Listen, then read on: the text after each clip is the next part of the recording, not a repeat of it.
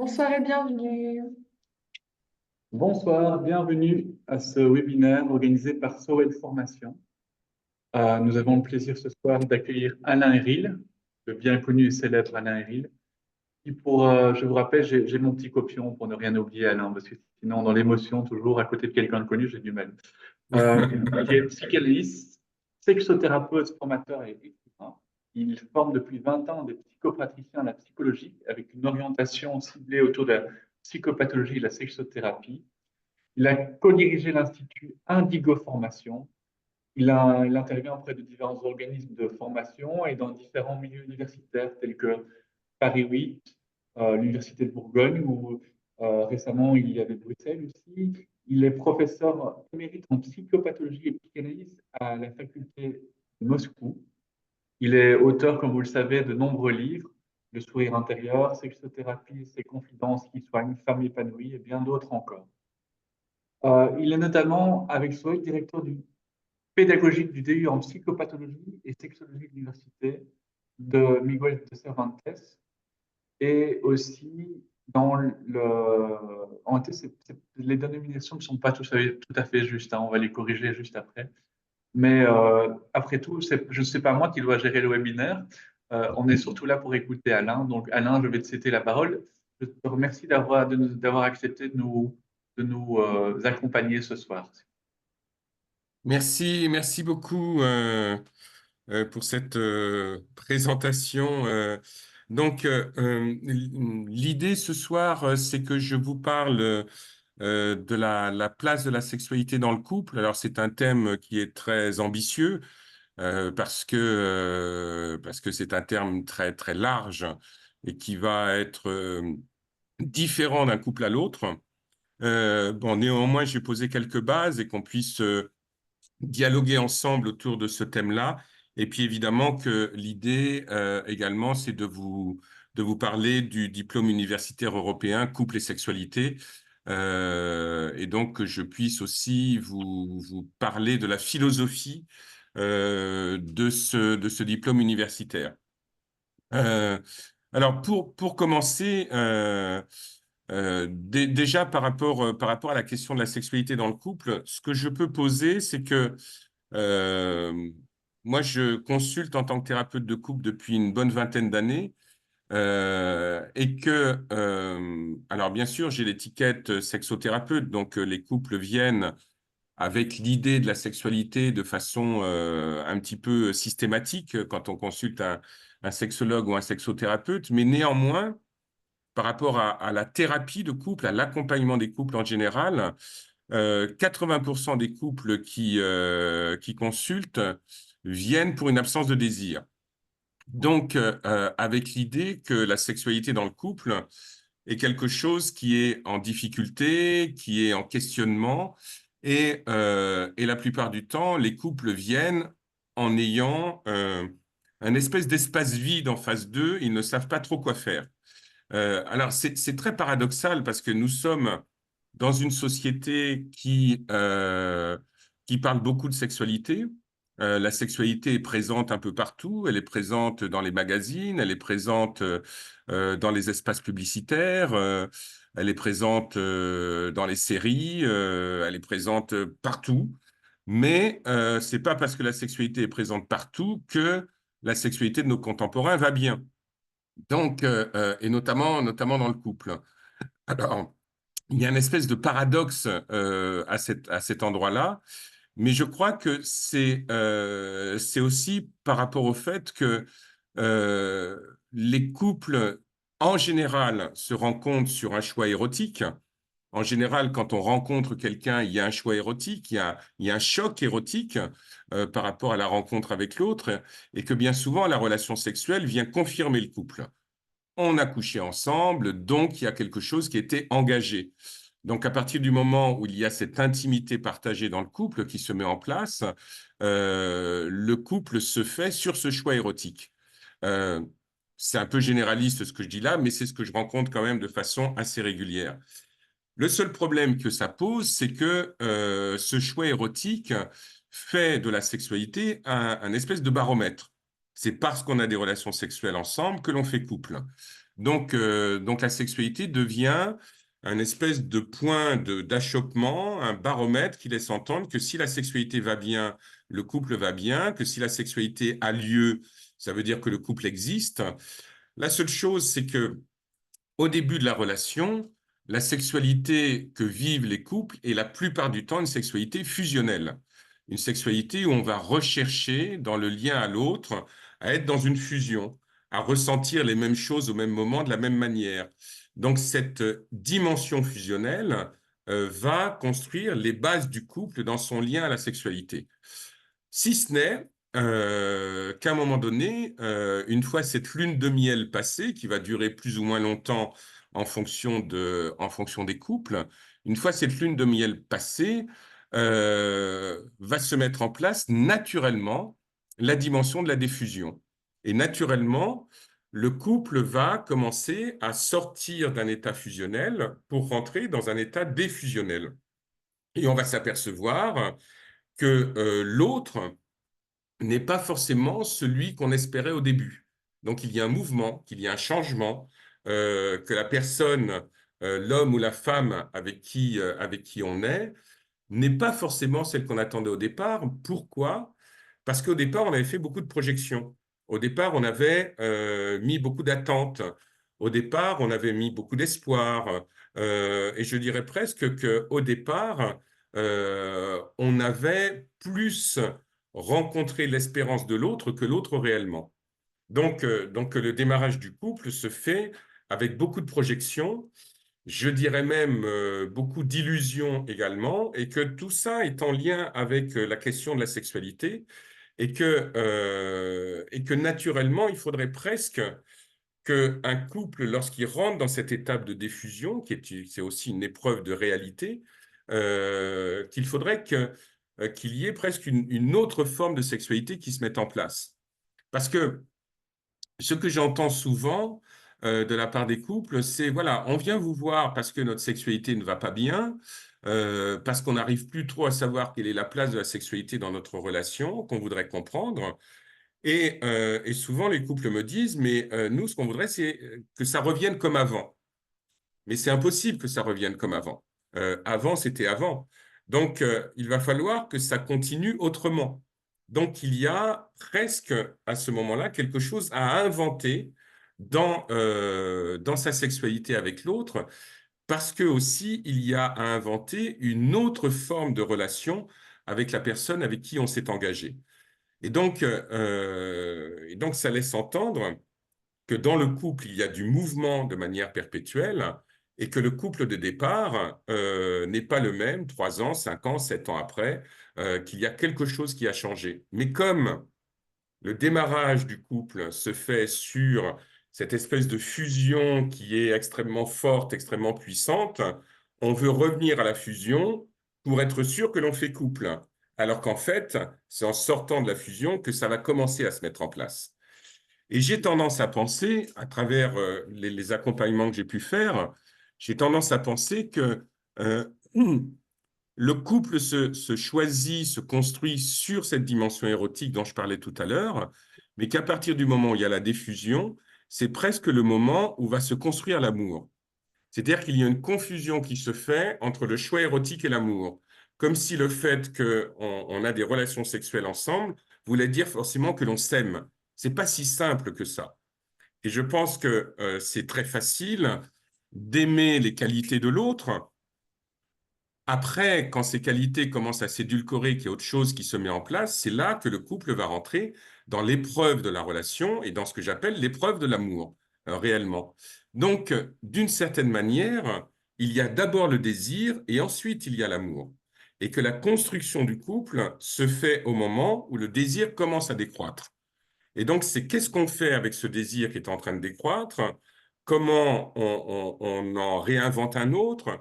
Comment on se remet sur les rails? Et comment on est dans quelque chose qui va donner un minimum de pérennité à la relation? Et, et souvent, j'ai eu en face de moi des couples qui me disaient, mais on ne comprend pas. On ne se désire plus, mais on continue à s'aimer. C'est quoi cette histoire? Ça voudrait dire qu'on nous a vendu un truc qui ne fonctionne pas. Et parce que justement, la difficulté qu'il va y avoir pour les couples c'est d'arriver d'accepter ce distinguo entre la question du désir et la question de l'amour. Alors, évidemment que nous voudrions que l'amour et le désir, que la sexualité tonitruante et l'amour, ça aille ensemble, mais force est de constater qu'il y a quelque chose qui ne s'accorde pas complètement. Et que dans le travail thérapeutique, la question, ça va être comment on va trouver un nouvel accordage, une autre manière de se parler l'un avec l'autre, et je dirais presque une autre manière d'inventer des formes de sexualité nouvelles par rapport à une relation qui est en train de bouger, qui est en train d'évoluer. Donc tout ça, ce sont des choses qui ne sont pas simples, et beaucoup de couples pensent que le thérapeute, il a le mode d'emploi, qu'il sait exactement qu'est-ce qu'il faudrait faire pour revenir à une sexualité qui soit satisfaisante à l'intérieur du couple. Et vous vous doutez bien que le thérapeute n'a pas le mode d'emploi, que c'est le couple qui a le mode d'emploi et comment le couple va trouver ses propres modalités pour venir ou revenir à une sexualité qui soit satisfaisante. D'autant plus que qu'est-ce que c'est qu'une sexualité satisfaisante? Qu'est-ce que c'est qu'une sexualité épanouie? Chacun va avoir ses modalités de compréhension de ce que ça peut être. Et donc, il y a quelque chose que j'ai remarqué aussi qui m'a toujours beaucoup frappé, c'est les couples qui viennent parce que sexuellement, ça ne va pas entre eux, parce qu'ils ne sont pas dans le même rythme. Et souvent, ça va être ça, ben, lui, il est du matin, moi, je suis du soir, donc ça ne peut pas s'accorder. Et en général, ma question, c'était, mais au début, c'était comment? Au début, il n'y avait pas de question de rythme. Qu'est-ce qui fait que la question de rythme, elle se pose et depuis quand elle se pose? Alors, il y a plein d'axes, bien entendu, à regarder. Ce que j'ai remarqué, c'est que souvent, l'arrivée d'un enfant du premier ou du deuxième va entraîner le couple dans une espèce de désexualisation. Le couple va se parentaliser, se désexualiser. Donc, c'est comment faire en sorte de ne pas être que des parents, de remettre sa libido au bon endroit, si je puis dire. Il y a toutes ces questions-là. Et puis, en même temps, le couple est un paradoxe. Parce que dans le couple, on veut souvent des choses qui sont l'inverse les unes des autres. On veut que le couple soit le lieu de l'aventure, mais en même temps, on veut que le couple soit le lieu du confort. On veut les deux choses en même temps. Donc, comment faire en sorte d'être dans une situation confortable et en même temps dans une situation aventureuse? Et ça va jouer sur le terrain de la sexualité. Parce que la plupart du temps, les couples cherchent de nouvelles modalités de sexualité. Donc, ils se disent, il va falloir inventer de nouvelles choses, il va falloir peut-être qu'on essaye le BDSM, les clubs échangistes, les relations à trois, c'est peut-être ça qui va sauver notre couple. C'est-à-dire que bien souvent, le couple se décentre, va chercher à l'extérieur de lui des solutions qu'il va falloir trouver en interne. Et ça, c'est pas simple. Et ce que j'ai pu rencontrer, ce que j'ai pu accompagner, c'est en fait le fait de s'apercevoir qu'en face de soi, on a quelqu'un qui n'est pas la personne que l'on pensait avoir rencontrée au début. Donc, il y a un mouvement, il y a la découverte d'un autre. Et même si c'est pas très romantique ce que je vais dire, c'est qu'il me semble qu'il y a le fait de regarder le mythe sur lequel un couple s'est construit. Et souvent, ça se construit avec beaucoup d'illusions, beaucoup d'attentes, beaucoup de perspectives, bien entendu, et d'arriver à regarder ça et à faire en sorte, non pas d'abandonner ce mythe, mais de le remettre en relation avec la réalité de qui est cet autre en face de moi, qui je suis face à cet autre. Et pour ça, il y a une règle de base qui est, je vais enfoncer une porte ouverte, qui est la communication. Et donc, euh, et donc la communication, c'est quand même assez étonnant de voir à quel point il y a une absence de communication dans le couple ou une mauvaise communication. Et donc, communiquer, ça laisse entendre de laisser de la place à la parole de l'autre, de laisser de la place au désir de l'autre, à l'expression du désir de l'autre, et de laisser de la place à la différence de l'autre, et de faire le deuil de l'état fusionnel du départ. Alors, tout ça n'est pas simple, bien entendu, mais c'est un chemin à mettre en place ensemble. Et il y a quelques règles aussi qui sont importantes. C'est déjà d'une part le fait de comprendre que nous n'avons pas une sexualité, que nous avons des sexualités. À l'intérieur d'une même personne, il y a plusieurs formes de sexualité qui bougent, qui changent avec le temps. Il est évident que la sexualité qu'on a à 25 ans n'est pas la même que celle qu'on a à 50 ou à 70, que ça a bougé, que ça a changé, que les attentes ne sont pas les mêmes. Après, si on regarde les statistiques, par exemple, si je me mets sur le terrain de la sexualité féminine, par exemple, on sait très bien que, et ça, toutes les statistiques vont dans le même sens, que ce soit les recherches faites à l'Observatoire international du couple ou ce que vous allez trouver sur le site de l'INSERM, c'est que chez les couples mariés hétérosexuels, 3 femmes sur 4 n'a pas d'orgasme pendant les relations sexuelles. Donc ça raconte quelque chose.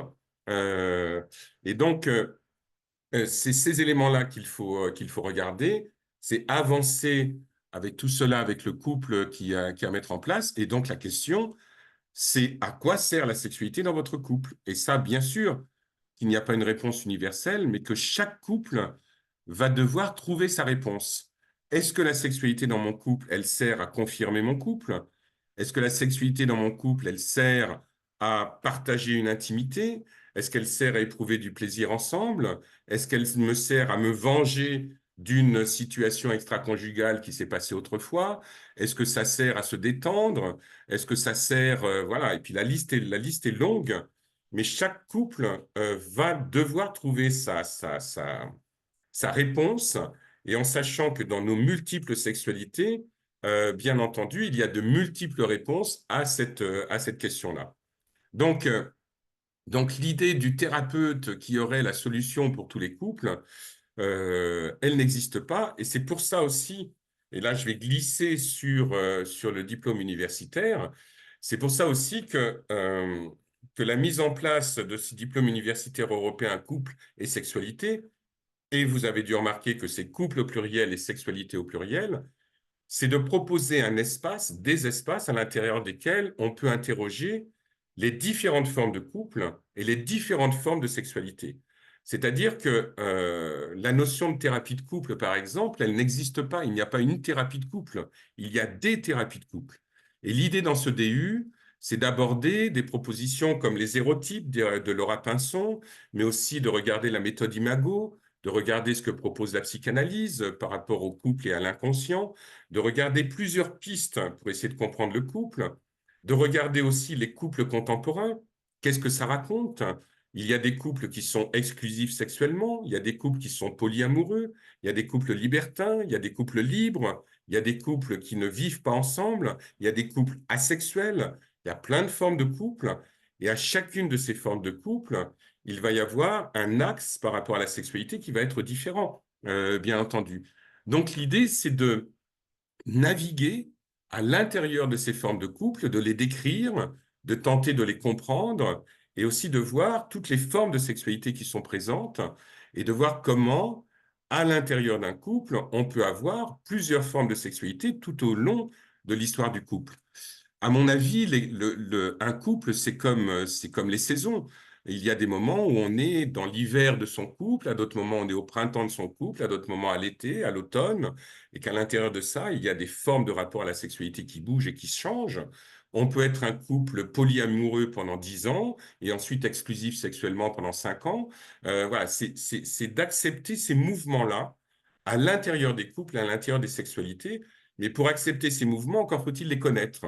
Et l'ambition de ce diplôme universitaire, c'est d'aborder ces différentes sexualités, ces différents couples, de donner des pistes aux personnes qui suivront cette formation, et puis d'avoir des champs de réponses possibles, mais qui seront jamais des réponses définitives.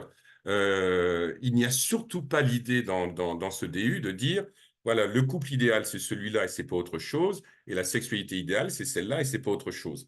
Ça serait complètement contre-productif d'être sur ce terrain-là. Mais en même temps, il y a des propositions qui sont très intéressantes, mais qui vont quasiment toutes dans le sens de trouver une communication spécifique dans le couple par rapport à la sexualité. Moi, je me souviens très bien d'avoir eu plusieurs couples dans mon cabinet qui me disaient, Monsieur Héril, c'est génial de venir vous voir parce que dans votre cabinet, on peut parler de sexualité. OK, oui, on est là pour ça. Mais en dehors, qu'est-ce que vous faites? Et les couples qui me disaient, ben, en dehors, ben, non, on n'en parle pas. Et pourquoi vous n'en parlez pas? Parce qu'on n'a pas le temps. La plupart du temps, les problématiques de parentalité, les problématiques de travail, problématiques financières, problématiques avec les belles familles, l'organisation des loisirs et tout ça, prennent tellement de place qu'il n'y a plus de place pour parler de sexualité. Donc on en arrive de nouveau à un paradoxe, c'est-à-dire qu'on vient parce que la sexualité pose problème, et en même temps on ne se donne pas la capacité d'avoir ce partage de dialogue intime autour de la sexualité à l'intérieur du couple. Donc les approches comme Imago, les hérotypes ou d'autres vont toutes dans le sens de redonner la possibilité au couple d'avoir une communication à peu près tranquille, à peu près joyeuse autour de la sexualité et de partager cet intime-là à deux. Et ce qui est quand même assez étonnant, c'est de voir comment il y a une espèce de difficulté dans le couple à partager cette intimité, sauf quand elle va pas bien, sauf quand ça commence à dérailler, et comment il est difficile de parler tranquillement et joyeusement de la sexualité qu'on vit ensemble.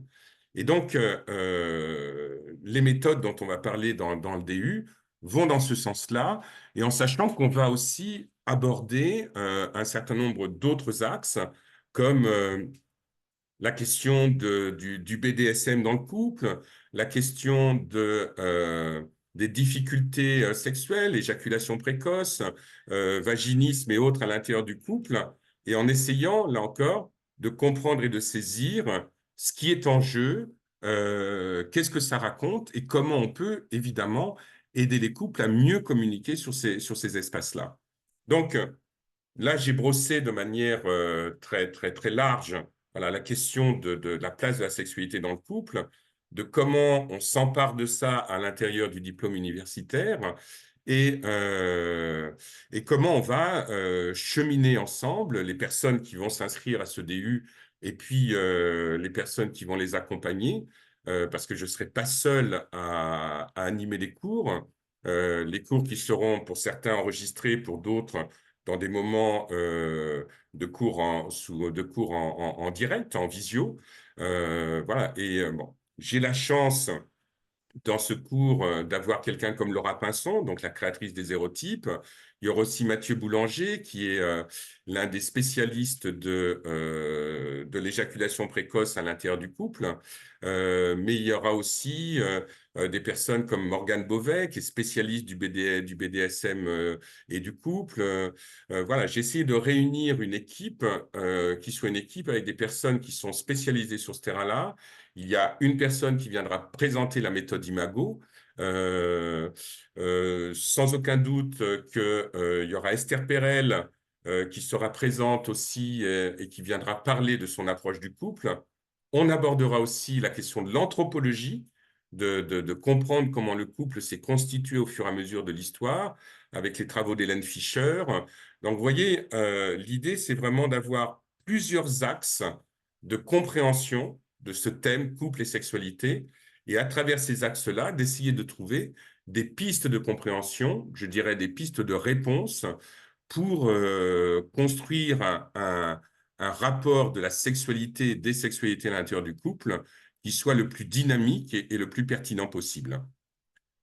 Donc voilà, je laisse maintenant la place aux éventuelles questions euh, autour, à partir de ce que j'ai pu brièvement développé pendant ce temps.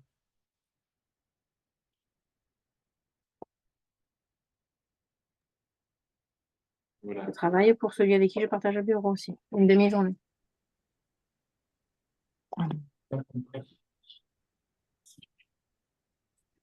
Oui. Alors, je suis en train de donner la possibilité à chacun de pouvoir à la fois activer son micro pour pouvoir poser des questions, si vous le souhaitez. Pour les timides qui n'osent pas parler, vous pouvez aussi envoyer des questions dans le chat ou dans les questions et réponses.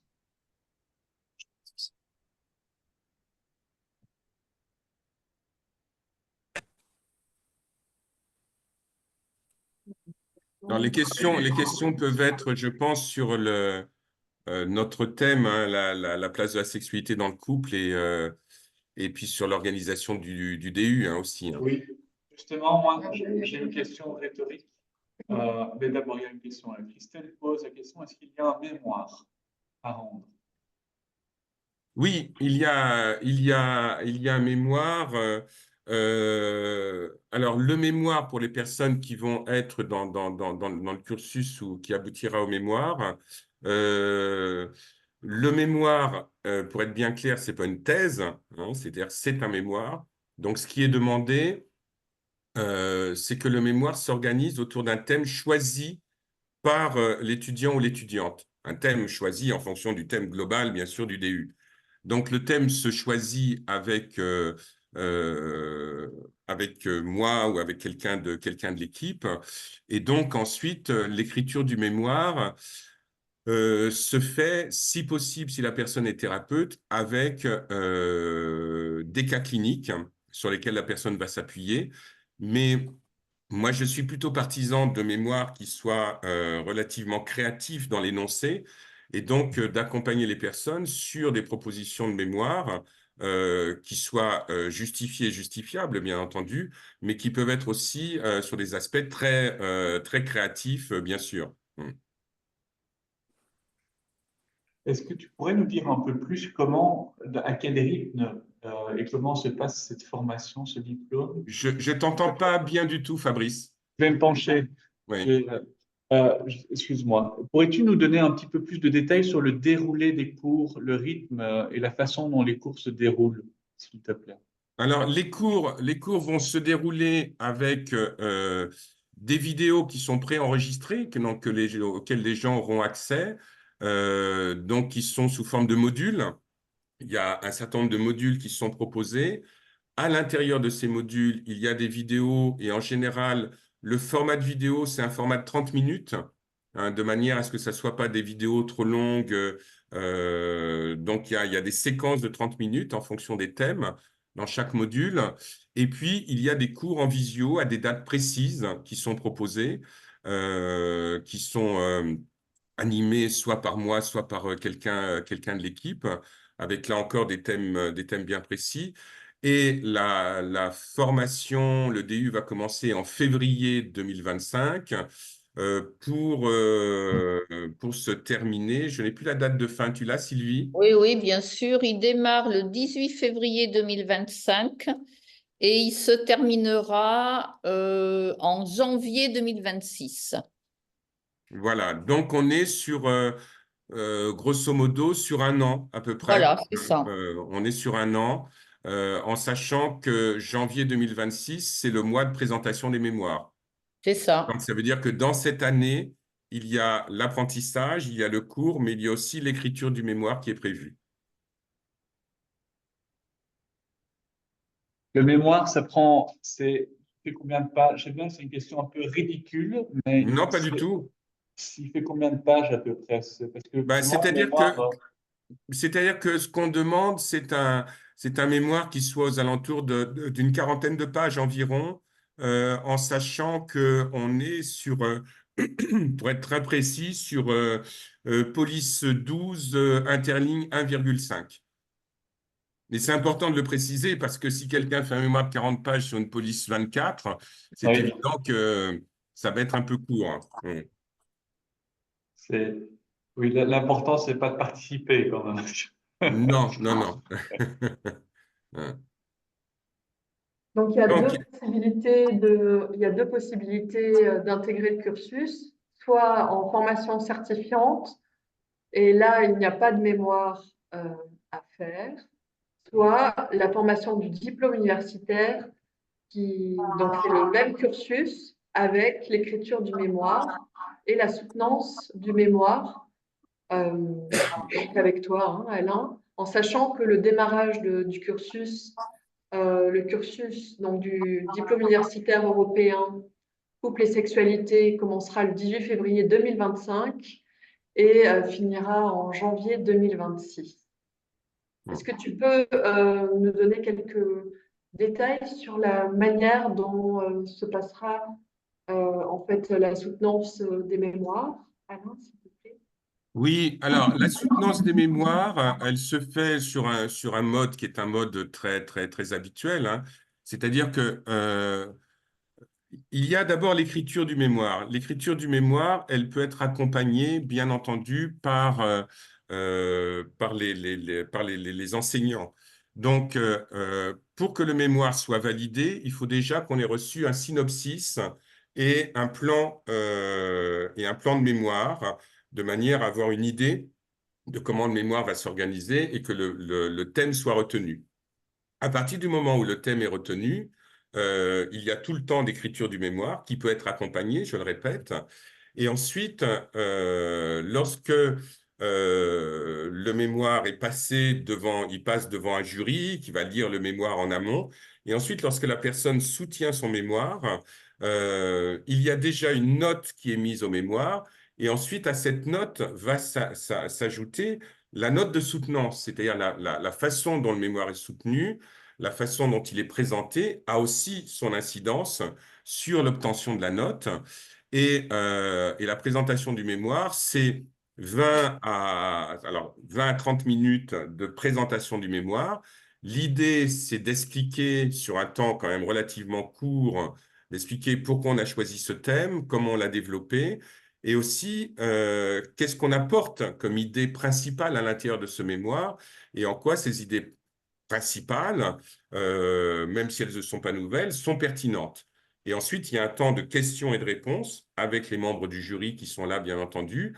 Et puis, chaque étudiante fait sa soutenance.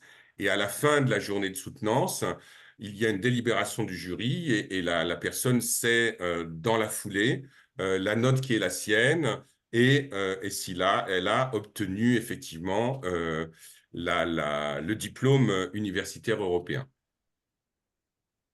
J'avais une question qui Il y a juste une personne, je crois qu'il y a Loubna qui aimerait certainement poser une question.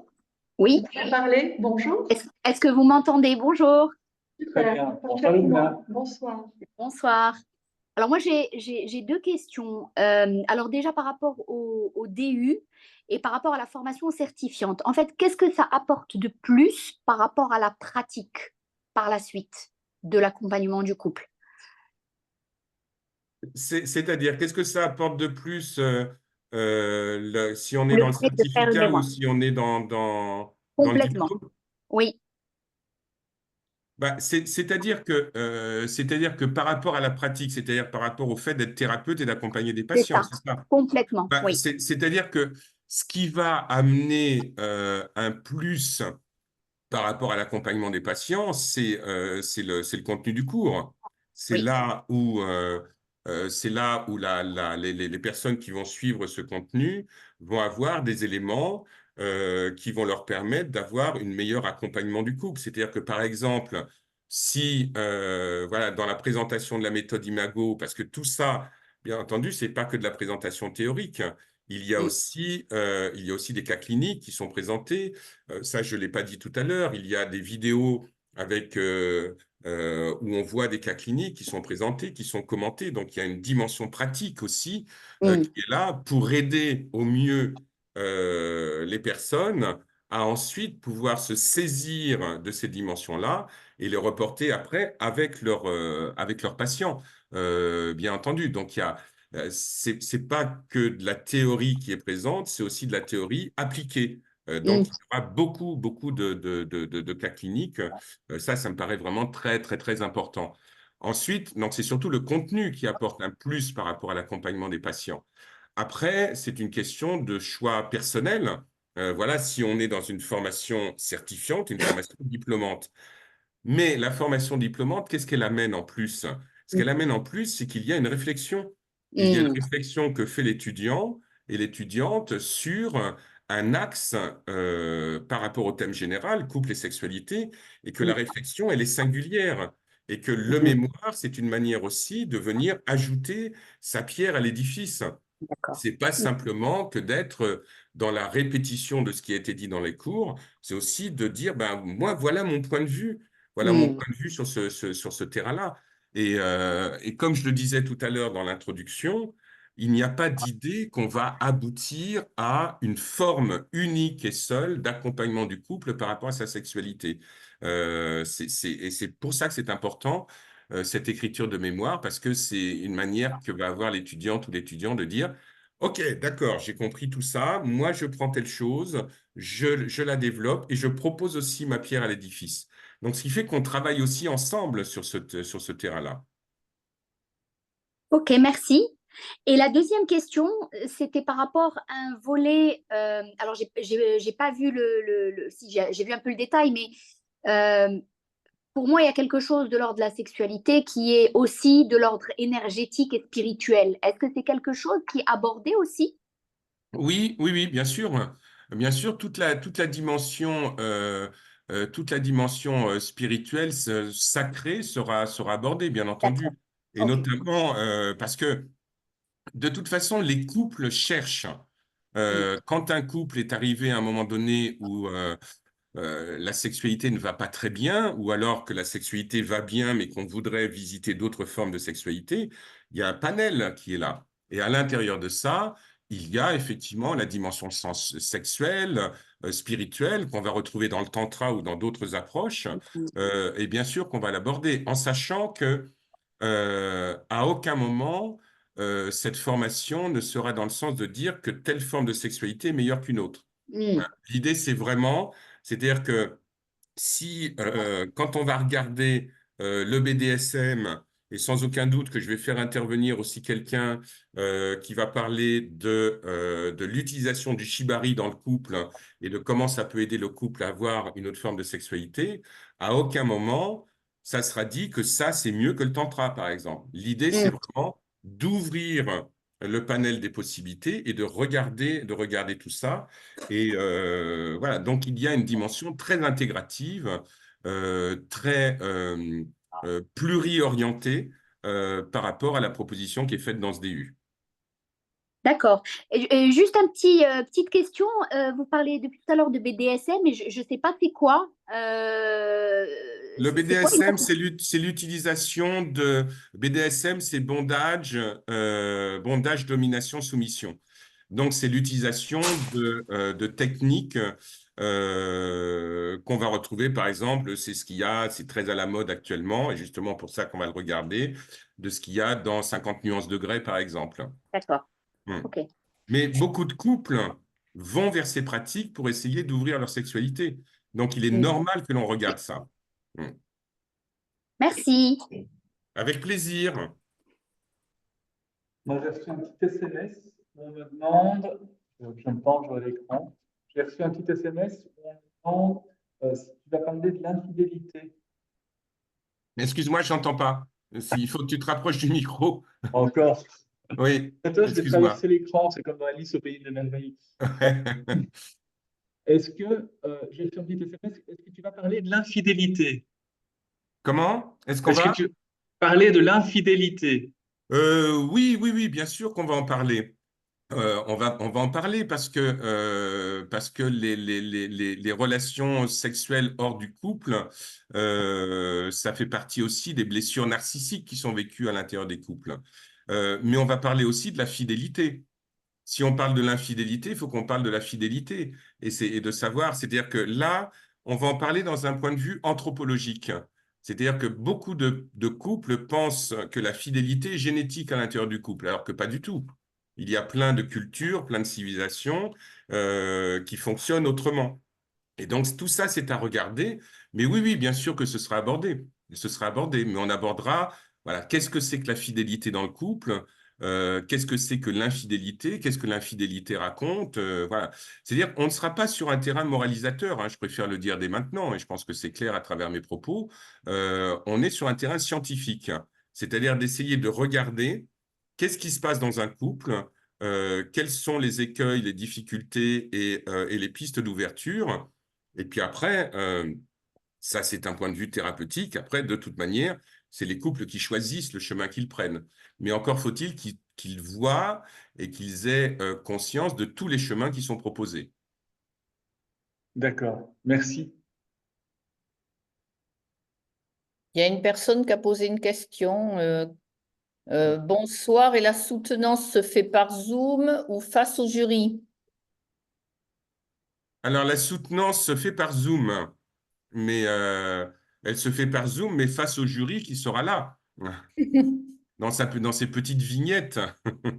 Oui, oui, c'est-à-dire que la soutenance se fait par Zoom, ouais, complètement, parce que de par le passé, je pense que je peux le poser là maintenant, de par le passé, on a eu des personnes qui étaient en France, en Belgique, en Afrique, voilà, dans plein de pays différents, au Maroc. Voilà, et la soutenance par Zoom permet de réunir toutes ces personnes-là au même moment et d'avoir toute une richesse de points de vue, même si c'est à travers l'écran. Néanmoins, cette richesse de points de vue, elle est palpable et elle est partageable. Je vais poser une question aux participants. C'est quelles informations et que recherchez-vous en assistant à ce webinaire? Ça nous donnera peut-être des pistes de réflexion. Je vous propose de répondre par écrit ou par SMS ou par...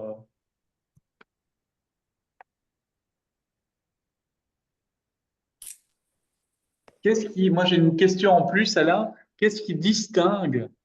ah, voilà, il y a encore des personnes qui demandent, qui veulent encore... Christelle demande plus d'informations sur le Non, DU. je pense qu'elle répond à ta question. Oui, c'est ça. J'ai eu une réponse. Bravo. Merci, Christelle. Moi, j'ai une autre question. Aborder la sexologie et le couple dans un seul DU, c'est quelque chose de très original. Pourrais-tu nous parler un peu plus de ce qui distingue cette approche des autres DU? Parce que justement, il y a un une espèce de fusion entre deux sujets qui sont inséparables quelque part, mais c'est la première fois pourtant que ça se fait. Ben, c'est très étrange, effectivement, que ce soit la première fois. Il y a des diplômes universitaires de sexologie ou de sexothérapie et il y a des diplômes universitaires sur le couple, mais, mais pas les deux réunis. Alors qu'en fait, c'est l'une des problématiques principales des consultations en sexothérapie. Et même en dehors de la sexothérapie, des thérapeutes de couple, j'en connais beaucoup, ils ont naturellement, quand un couple vient, qu'il a une problématique relationnelle, la question de la sexualité va se poser. Donc, qu'est-ce qui distingue ce DU des autres? Ben, c'est simplement le fait qu'on a réuni les deux sujets et que personnellement, j'ai travaillé pendant 20 ans à accompagner des couples par rapport à cette question de la sexualité, que je suis superviseur et que donc je supervise beaucoup de thérapeutes de couple et que la question de la sexualité, elle est quasiment toujours au centre du débat à un moment ou à un autre. Donc réunir les deux, ça me paraît d'une telle évidence. Mais ce qui est très étonnant, c'est que ça n'existe pas. Donc l'idée, c'est vraiment de trouver une spécificité du travail et de l'accompagnement des couples par rapport aux problématiques sexuelles, en sachant qu'on ne travaille pas de la même manière avec un couple qui vient consulter qu'avec un individu qui vient consulter, même s'il vient consulter pour une problématique qui est dans son couple. Parce que quand on travaille avec un couple en face de soi, on a deux personnes. Donc, ça veut dire qu'on est trois dans le cabinet. Donc, avec le thérapeute. Donc, par rapport à ça, ça modifie complètement la nature des échanges. C'est plus du tout l'échange duel entre une personne et une autre. Donc, ce qui veut dire que le thérapeute, et ça on va le travailler dans le DU, que le thérapeute, il a un lien particulier avec un élément du couple, un autre lien particulier avec l'autre élément du couple et un lien particulier avec l'entité couple. Donc, ça rend les choses d'autant plus complexes à travailler, d'autant plus complexes à aborder, d'autant plus qu'on travaille sur un terrain intime qui est le terrain de la sexualité. Donc, il y a un gros travail aussi dans le positionnement du thérapeute à regarder, parce que le thérapeute, lui, ça va le renvoyer à son propre couple, ça va le renvoyer bien sûr à sa propre sexualité, et tout ça, c'est important d'y mettre de la clarté et de définir quelle est la bonne posture du thérapeute de couple quand il aborde la sexualité avec un couple. Donc, c'est tous ces enjeux-là qu'on va regarder et qui, à mon sens, sont absolument passionnants. Ça l'est. Il y a Loubna qui a levé la main, il me semble. Vas-y, Oui, Lubna. alors tout à l'heure, vous avez parlé d'une des grosses problématiques dans les couples, c'est la communication. Et donc, c'est pouvoir parler de tout, etc. Est-ce que la posture justement du thérapeute, c'est plus de la médiation ou c'est de la thérapie? Comment Euh, vous... ben, les deux. les Les deux? deux, c'est-à-dire que moi, je m'inscris, le DU ne va pas être un DU pour être conseiller conjugal et familial. Oui. Ça, c'est une autre formation. Et là, il n'y a que de la médiation, principalement. Là, on va conjuguer les deux. C'est-à-dire que l'idée, c'est d'aider le couple à mettre de la clarté sur la place et la fonction de la sexualité dans le couple. C'est de mettre de la clarté. Mais la réponse, ce n'est pas le thérapeute qui va l'amener, bien entendu. Mais c'est d'aider le couple à trouver des modalités de fonctionnement pour clarifier le lien à la sexualité. Et c'est pour ça que j'insiste sur le fait qu'on ne va pas travailler sur le fait qu'il faut arriver à telle forme de couple et pas une autre. Si pour un couple, résoudre sa problématique sexuelle, c'est le polyamour, eh bien, tant mieux pour eux. Si c'est l'exclusivité sexuelle, eh bien, tant mieux pour eux. Mais c'est ça qui va être en jeu. Donc, on est dans quelque chose qui vise à la thérapie en passant par la médiation.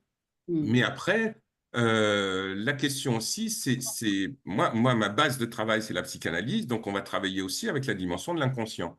Et par essence même, l'inconscient, c'est ce à quoi on n'a pas accès et qui néanmoins agit sur nous. Donc il va falloir aussi, mais ça c'est une partie du cours, travailler sur quelle est la place de l'inconscient dans le couple, comment les inconscients de l'un et de l'autre se réunissent et se conjuguent pour faire couple. Tout ça, on va le regarder. Et évidemment qu'il y a des terrains qu'on va regarder, comme les fantasmes, par exemple. La question des fantasmes dans le couple. Est-ce que chaque être humain a des fantasmes? La question, c'est est-ce qu'on doit dire ses fantasmes à l'autre? Est-ce qu'une vie sexuelle épanouie, c'est la réalisation de ses fantasmes ou pas? Toutes ces questions-là, elles seront posées, bien entendu. Donc, il y a de la thérapie et il y a aussi de la médiation, en sachant que le DU, c'est un DU couple et sexualité. On va travailler la posture du thérapeute, mais en même temps, ce n'est pas un DU sur la relation au patient. Hein. C'est-à-dire je pars du principe qu'une grande partie des personnes qui vont s'inscrire à ce DU sont déjà thérapeutes, donc ont déjà des modalités d'accompagnement du patient, qu'ils soient sophrologues, hypnothérapeutes, psychanalystes, gestalt thérapeutes ou autres. Donc là, on est, je dirais presque dans une spécialisation par rapport à une formation déjà établie de la part des thérapeutes. Ma réponse est claire, Loubna?